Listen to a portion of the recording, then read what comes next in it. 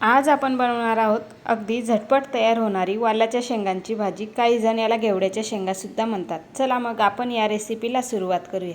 त्यासाठी शेंगा घ्यायच्या, शेंगांना अशा पद्धतीने तोडून घ्यायच्या। तोडून झाल्यानंतर स्वच्छ धुवून घ्यायच्या।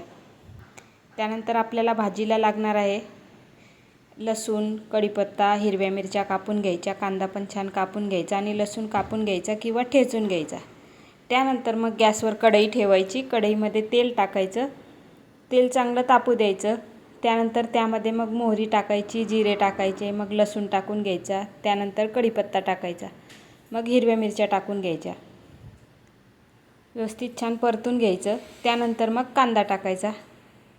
कांद्याला पण आता छान होऊ द्यायचं तेलामध्ये।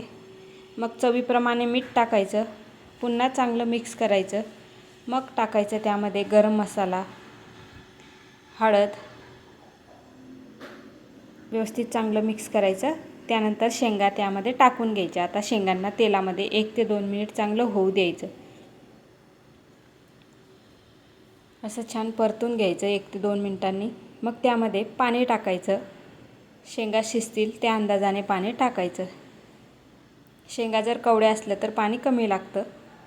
बघा आता 5 ते 6 मिनिटांनी झाकण काढून बघायचं आणि दाबून बघायचे शेंगला। आता शेंग शिजलेली आहे, थोडीशी बाकी आहे। तर आता झाकण न ठेवता पुन्हा 3 ते 4 मिनिट पाणी आटेल तिथपर्यंत भाजीला चांगलं शिजवून घ्यायचं। बघा आता भाजी मस्त अशी शिजलेली आहे।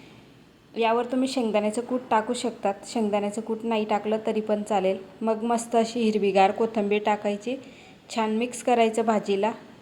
झाली आपली गरमागरम भाजी तयार। ही भाजी तुम्ही पोळीसोबत खा किंवा भाकरीसोबत खा, खायला खूप चवदार लागते। अशाच नवनवीन रेसिपीसाठी चॅनलला आजच सबस्क्राईब करा। चला भेटूया पुढच्या नवीन रेसिपीमध्ये। तोपर्यंत बाय बाय, थँक्यू।